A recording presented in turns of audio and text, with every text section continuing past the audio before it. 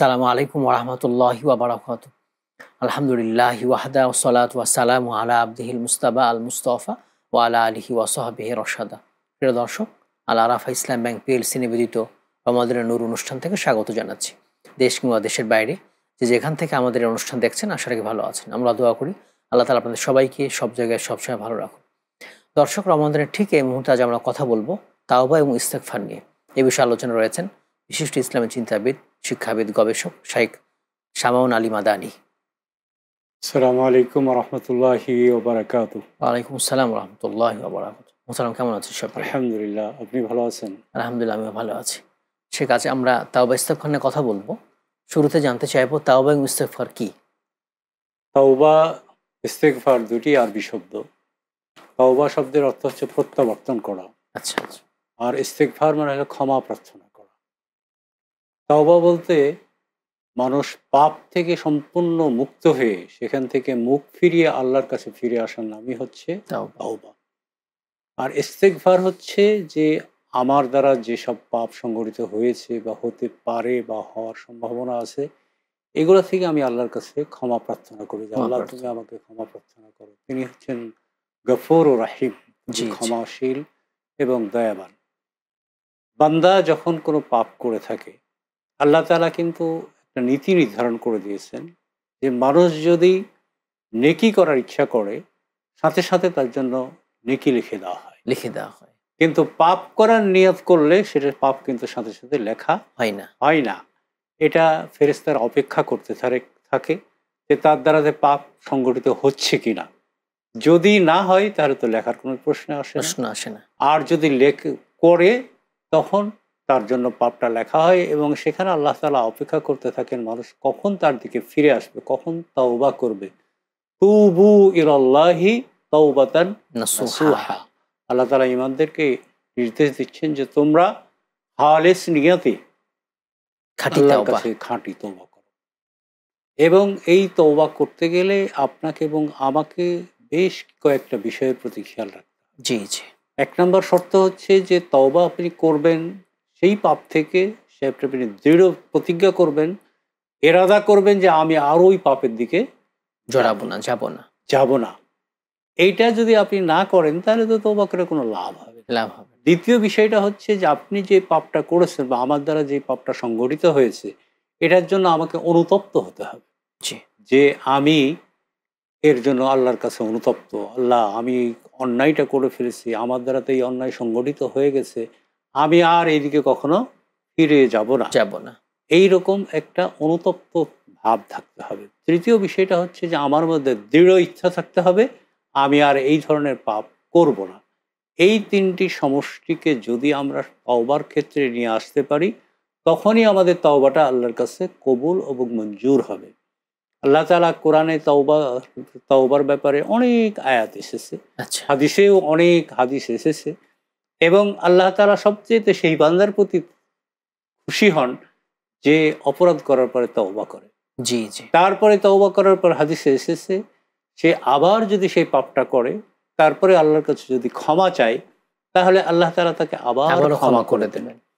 তৃতীয়বার যদি সে পাপ করে, তারপরে আল্লাহর কাছে ক্ষমা চায়, আল্লাহ তাআলা ফেরেশতাদেরকে বলবেন যে দেখো ফেরেশতারা, আমার এই বান্দার দৃঢ় বিশ্বাস আছে যে তার এমন একজন প্রভু আছে যে বারবার পাপ করলেও তার কাছে আসলে ক্ষমা করে দেবে।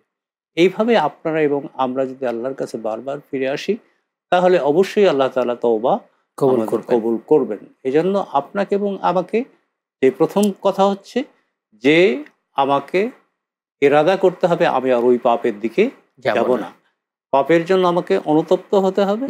তৃতীয়ত হবে যে আমাকে ইচ্ছা রাখতে হবে যে আমি আর এই পাপ করতে যাব না। এবং এই তওবার ব্যাপারে তাওবা 2 ধরনের পাপ থেকে। একটা হচ্ছে আল্লাহর বান্দার হক, আর একটা হচ্ছে আল্লাহর হক।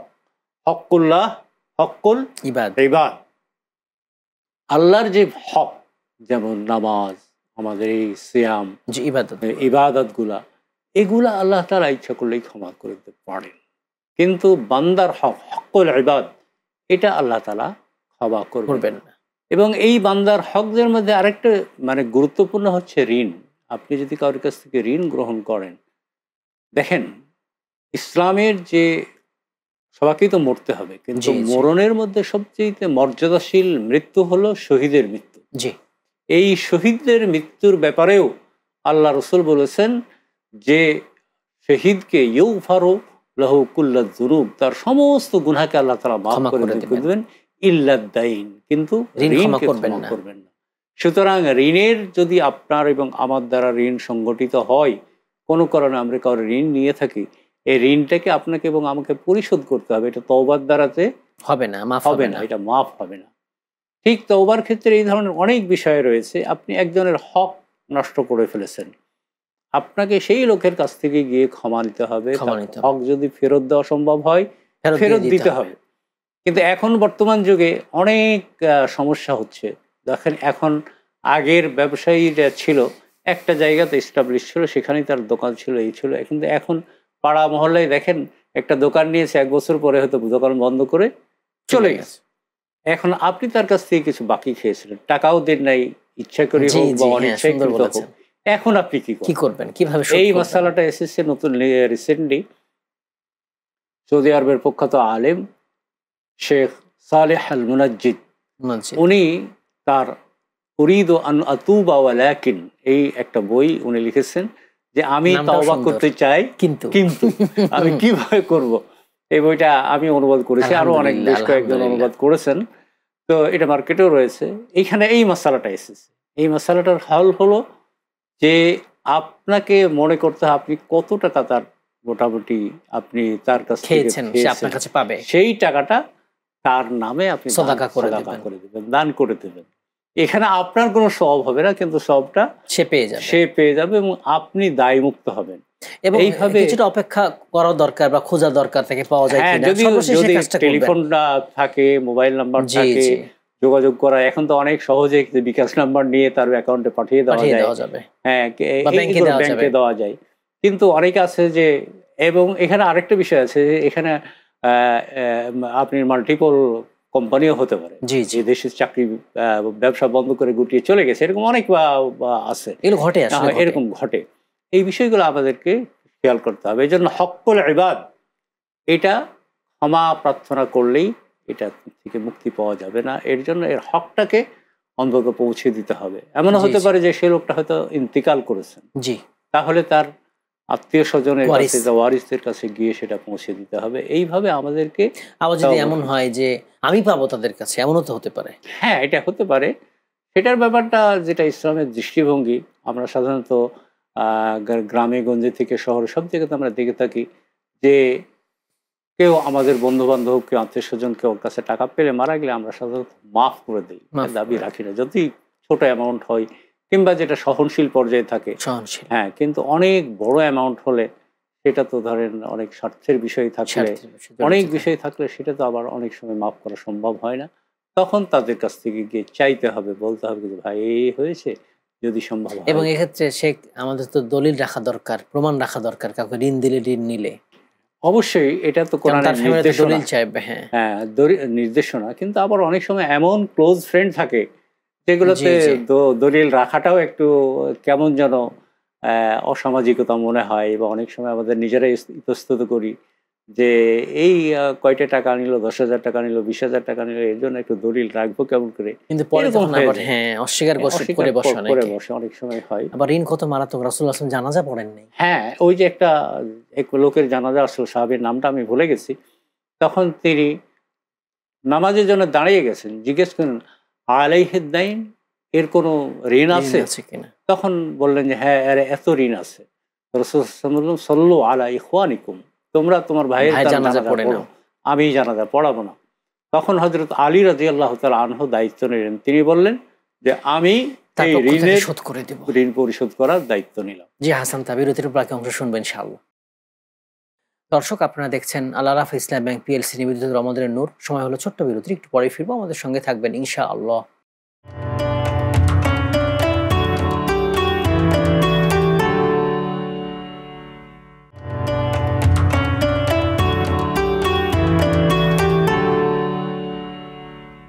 আসসালামু আলাইকুম ওয়া রাহমাতুল্লাহি ওয়া বারাকাতুহু। বিরতির পর আবারও সবাইকে আমন্ত্রণ। দর্শক, আপনারা দেখছেন আল আরাফা ইসলাম ব্যাংক পিএলসি নিবেদিত রমাদানের নূর।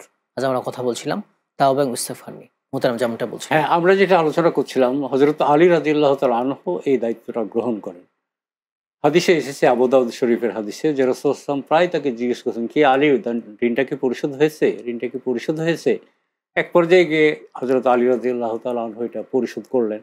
তারপর রাসূল সাল্লাল্লাহু আলাইহি ওয়াসাল্লামকে বললেন যে হ্যাঁ, এখন আমি ঋণটা পরিশোধ করতে পেরেছি।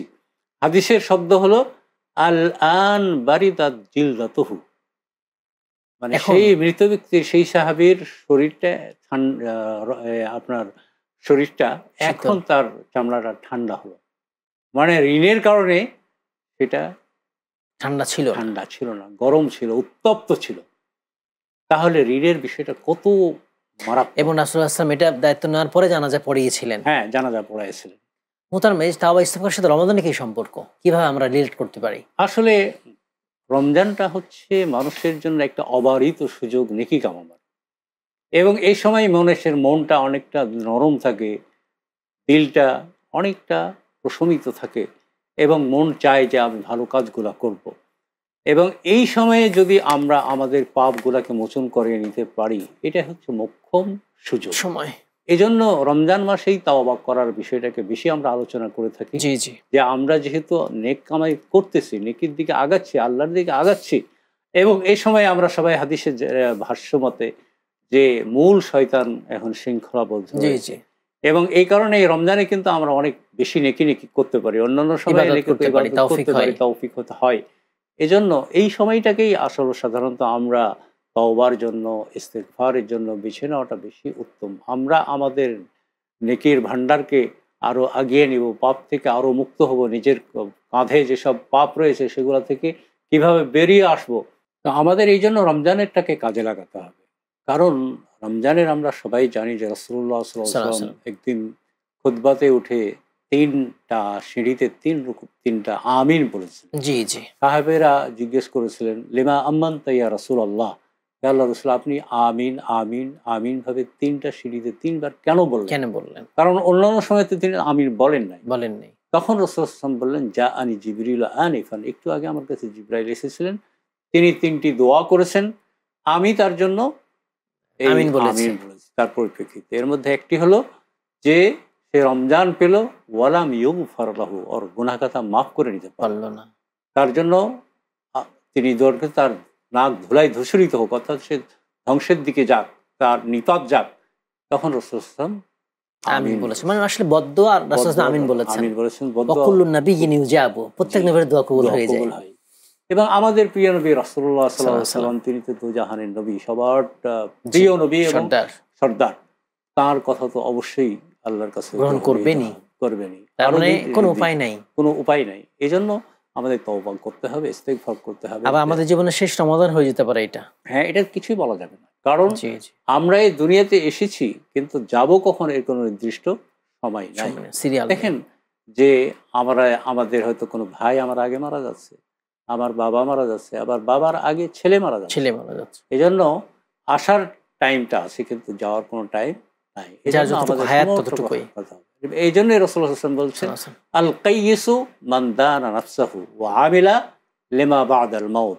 বুদ্ধিমান তো হচ্ছে সেই যে তার সময়টাকে সে কাজে লাগাবে এবং আগামীকালের জন্য সে পাথেয় সংগ্রহ করবে।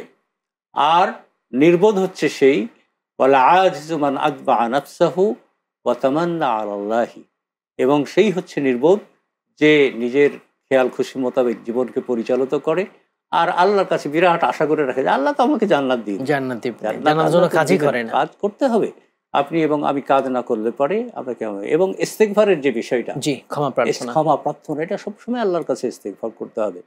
এবং ইস্তেগফারের ব্যাপারে আমাদের প্রিয় নবী মুহাম্মদ রাসূলুল্লাহ সাল্লাল্লাহু আলাইহি ওয়াসাল্লাম বলেছেন যে মান লাজিমাল ইস্তেগফার, যেই ব্যক্তি সদা সর্বদা ইস্তেগফার করতে থাকবে, আল্লাহর কাছে ক্ষমা প্রার্থনা করতে থাকবে, আল্লাহ তার দোয়াকে কবুল করবেন।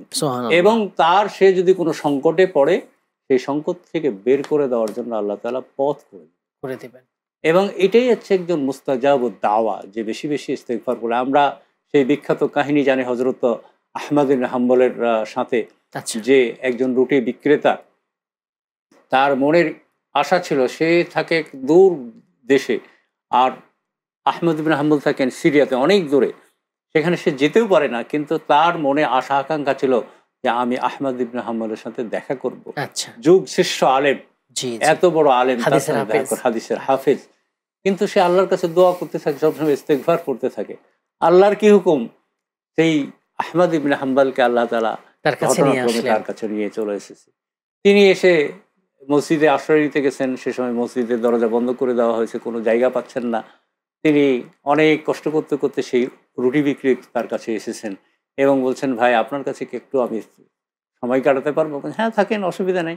উনি দেখতেছে এই লোকটা রুটি উনুনি দিচ্ছে, এরপর আস্তাগফিরুল্লাহ পড়তেছে, উঠাচ্ছে, আবার আস্তাগফিরুল্লাহ পড়তেছে, আবার রুটি বিক্রি করতেছে, আস্তাগফিরুল্লাহ পড়তেছে। তখন তাকে বললেন যে আপনি প্রত্যেক কথায় কথায় আস্তাগফিরুল্লাহ বলছেন কেন? আপনি তো নিশ্চয়ই মুস্তাজাবুদ দাওয়া, আল্লাহ আপনার দোয়া কবুল করে। যে হ্যাঁ, আল্লাহ তাআলা আমার দোয়া কবুল করেছে, আমি যত দোয়া করেছি, কিন্তু আমার মনে এখনো একটা আফসোস রয়ে গেছে, একটা দোয়া এখনো আল্লাহ কবুল করেন নাই। তখন তিনি জিজ্ঞেস করলেন কোন দোয়াটা?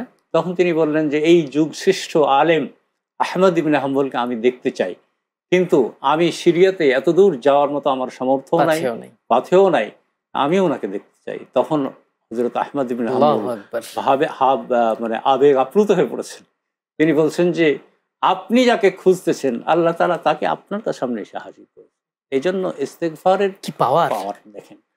এই জন্য আমাদেরকে সবসময় আল্লাহর কাছে ক্ষমা চাইতে হবে। আমাদের তো উঠতে বসতে চলতে ফিরতে অনেক আমরা পাপ করে ফেলি, ইচ্ছাকৃতভাবে হোক অনিচ্ছাকৃতভাবে হোক।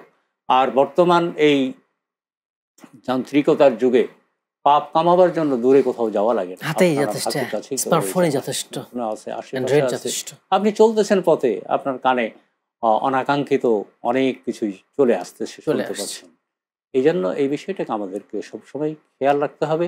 আমাদের এই রমজানকে, বিশেষ করে রমজানের পরবর্তী তো সবসময় লাগবে, কিন্তু রমজানকে আমাদের কাজে লাগাতে হবে তাওবা এবং ইস্তেগফারের কাজে। মুহতারাম, তাওবা ইস্তেগফার কিভাবে করতে হয় আসলে? তাওবা মানে তো আল্লাহর কাছে ফিরে আসা, এবং এর জন্য দোয়াও রয়েছে। আস্তাগফিরুল্লাহ রব্বি, আল্লাহর কাছে আমি শুধু আস্তাগফিরুল্লাহ বলতে আস্তাগফিরুল্লাহ রব্বি ওয়া আতুবু ইলাইহি, এটাও বলা যেতে পারে। আর তাওবা করতে তো আল্লাহর কাছে আমি তাওবা, সালাতুত তাওবা বলে কোনো সালাত আছে? সালাতুত তাওবা বলতে একটা পাওয়া যায় যে কেউ যদি 2 রাকাত ওযু করে, মানে গুনাহ হয়ে গেছে, ওযু করে ভালো করে ওযু করে সালাতে দাঁড়িয়ে গেছে, তো 2 রাকাত যদি তাওয়া সালাত পড়ে, আল্লাহর কাছে ক্ষমা চাইবে, এটা মোক্ষম। তাওবার জন্য, ইস্তেগফারের জন্য আপনাকে আরবি জানতে হবে এমনটা জরুরি কিছু, আপনি আপনার ভাষাতে গাইবেন। কারণ সেটা আমাদের প্রিয় নবী বলেছেন, এবং আমরা সবাই জানি যে আল্লাহ তাআলা তিনি আলিমুল গায়ব, তিনি সব ভাষা জানেন। তিনি যেমন আরবিও জানেন, বাংলাও জানেন, ভাষা সৃষ্টি করেছেন, তিনি ভাষা আল্লামাহুল বায়ান, আল্লাহ আমাদেরকে ভাষা শিখিয়ে দিয়েছেন। সুতরাং আল্লাহর কাছে চাইতে হবে, এবং চাওয়ার জন্য, তওবা করার জন্য, আল্লাহর কাছে ক্ষমা প্রার্থনার জন্য শ্রেষ্ঠ জায়গা হচ্ছে সিজদার জায়গা।